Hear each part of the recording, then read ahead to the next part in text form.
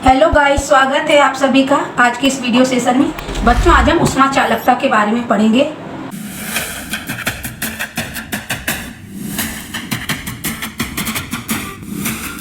सबसे पहले ऊष्मा होती क्या है? ऊष्मा किसी वस्तु की ठंडक या गर्माहट को हम ऊष्मा कहते हैं। वह वस्तु कितनी ठंडी या गर्म है जिस चीज़ से नापते हो ताप कहलाता है।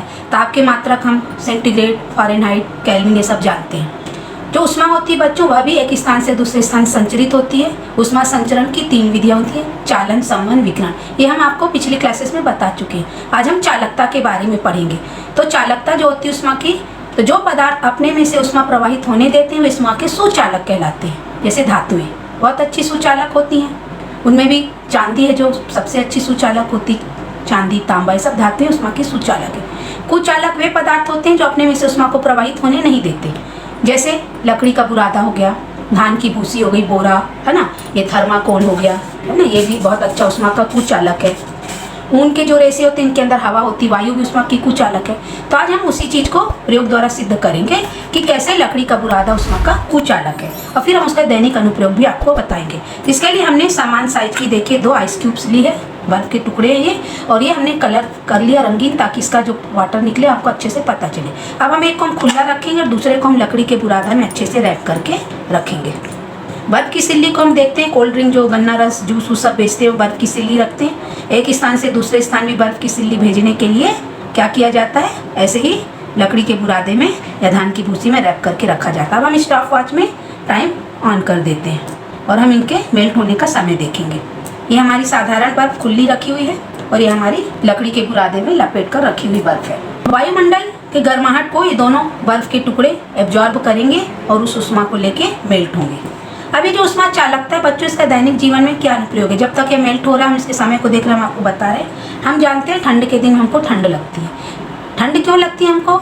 ठंड के दिनों में हमारे बॉडी का टेम्परेचर वातावरण की तुलना में ज़्यादा होता है और हम जानते हैं उसमें अधिक ताप से कम ताप की ओर चलती है। गर्मी में हमको गर्मी क्यों लगती है? बाहर का टेम्परेचर हमारे बॉडी के टेम्परेचर से ज़्यादा होता है, तो उस समय उसमें बाहर के वातावरण से हमारे शरीर में आती है, और जब उसमें बाहर से अंदर आती है तो हमको गर्मी लगती है। ठंड में उल्टा होता है, ठंड में बाहर का टेम्परेचर कम है और हमारी बॉडी का टेम्परेचर ज़्यादा है, तो हमारी उष्मा शरीर के बाहर जाती है, हमारे शरीर से उष्मा का लॉस होता है, इसलिए हमको क्या लगती है? ठंड लगती है। कोई भी वस्तु छूने पर ठंडी और कोई भी वस्तु गर्म भी इसी आधार पर लगती है, अभी मैंने वीडियो में बता चुकी हूँ आपको। अब ठंड से बचने के लिए बच्चों ऊन के बने स्वेटर पहनते हैं, शॉल है ना, कंबल, ब्लैंकेट ये सब ओढ़ते हैं ठंड से बचने के लिए। तो देखिए जो ऊन है ये हमारे पास है, इनके रेशे विशेष प्रकार के होते हैं बच्चों, इनके अंदर हवा भरी होती है ना, ये वायु को ट्रैप करके रखते हैं। तो जब हम इनके बने वस्त्र ठंड के दिन में पहनते हैं तो बाहर का टेम्परेचर कम है और हमारे बॉडी से उष्मा बाहर निकलेगी, तो क्या करते हैं? कुचालक परत का काम करते हैं और हमारी बॉडी से उष्मा का जो हानि होती है उसको बाहर जाने से, बाहर निकलने से रोकते हैं। यही प्रोसीजर यहाँ पर होगी। हम इसको टाइम को देखते रहेंगे। ये देखिए हमारी ये खुली बर्फ है, ये देखिए मेल्ट होना प्रारंभ हो गई और ये अभी एक भी बूंद पानी नहीं दिख रहा है। हम थोड़ी देर टाइम देखते रहेंगे कि कितनी देर में हमारी ये बर्फ मेल्ट हो। तो ये तो हो गया जो गन्ना रस वाले हैं, कोल्ड ड्रिंक बेचने वाले हैं, ये सब बर्फ की सिल्ली को एक स्थान से दूसरे स्थान ले जाना पड़ता है हमको। तो अगर वो लाने के बाद अपने शॉप में इस तरीके से बर्फ़ की सिल्लियाँ हैं जो उनको बोरे में या धान की भूसी में है ना, इस तरीके से बुरादे में लपेट कर नहीं रखेंगे तो बहुत जल्दी बर्फ़ की सिल्ली पिघल जाएगी, उनको फिर खरीदना पड़ेगा।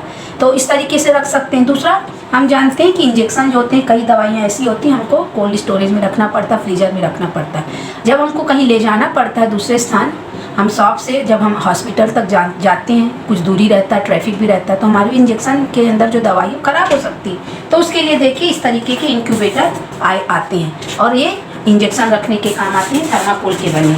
ये देखिए इस तरीके का ये पूरा रहता है, ये हमारा पूरा इसका बॉक्स है, ये रेक्जीन के अंदर पैक रहता है कहीं ऐसे। इसको हम घर में भी बना ले सकते हैं, इंसुलेटेड बॉक्स है, ये दवाइयाँ वगैरह रखने का काम आता है। आइस क्यूब्स यहाँ भर देते हैं और बीच में इंजेक्शन करके हम इसको बहुत अच्छे से टाइट पैक कर देते हैं। देखिए एकदम बढ़िया से ये टाइट पैक हो जाता है और कहीं भी लाने ले जाने में सुविधाजनक रहता है। हम पिकनिक वगैरह में जाते हैं तब भी हम इस तरीके से आइस क्यूब्स इसमें भर के ले जा सकते हैं और अपना इंजॉय कर सकते हैं। 3 मिनट हो चुका है गाइस, देखिए 3 मिनट में हमारी इस बर्फ़ की जो है मेल्टिंग, और इसकी देखिए इसमें हमको थोड़े से वाटर दिखने लगा है। हम और देखते हैं लगभग 10 मिनट बाद हमारा रिजल्ट क्या आता है। 13 मिनट लगभग स्टॉप वॉच में हो चुके हैं। अब हम दोनों आइस की पोजीशन देखते हैं क्या है। ये देखिए वाली जो हमारी आइस है ये लगभग मेल्ट हो चुकी है, इतना सा हमारे पास क्यूब बचा है, इतना सा पीस।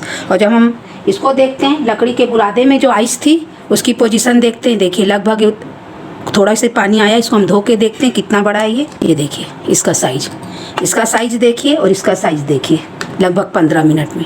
तो इसी तरीके से यह कुचालकता बताता है, उष्मा के कुचालक पदार्थ, और इसका दैनिक जीवन में इस तरीके से बहुत सारे हम उपयोग कर सकते हैं।